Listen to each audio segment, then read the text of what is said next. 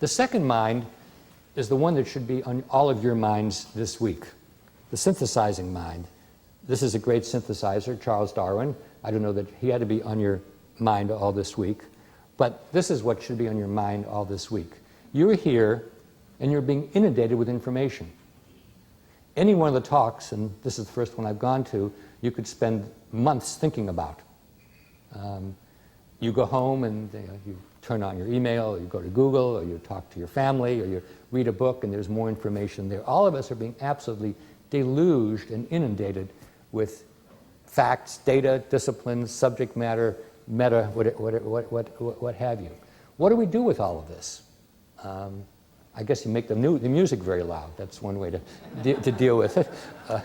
But the synthesizing mind says, what do I pay attention to? And why? What do I ignore? And why? And then when I begin to pay attention to it, how do I put it together? If I can't put it together in a way that makes sense to me, as I walk out of the room or as I walk out of the conference, it's gone forever. Synthesizing means putting it together in a way that you can hold on to it, in a way that you can unclutter the riffraff, the fluff, and decide what's really important and put in an arrangement that sticks.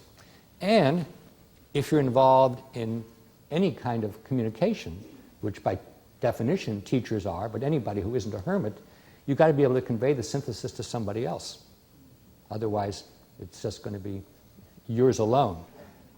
This is a perfect example of being given too much information and having to decide what to pay attention to and what to ignore. You know, whether it's Suarez Orozco or Fisher or Thompson or Abrahams, everything we say we think is wonderful, and we want you to remember every word.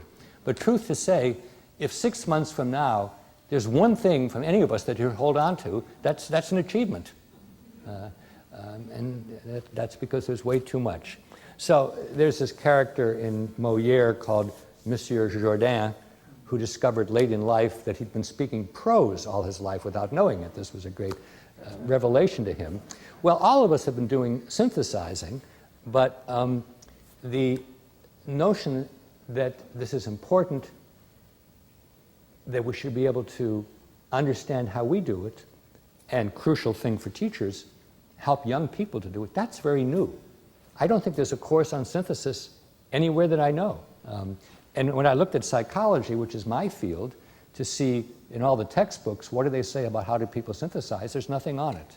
So that's why I got excited by the synthesizing mind, because I said, you know, this is virgin territory. Not doing it.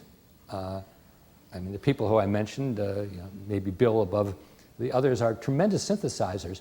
But how does one go about doing it? What's a bad synthesis? You can't talk about a good synthesis unless you know that one isn't working.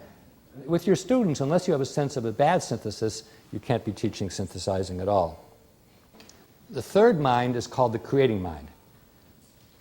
And I've been very interested in what we call big C creativity.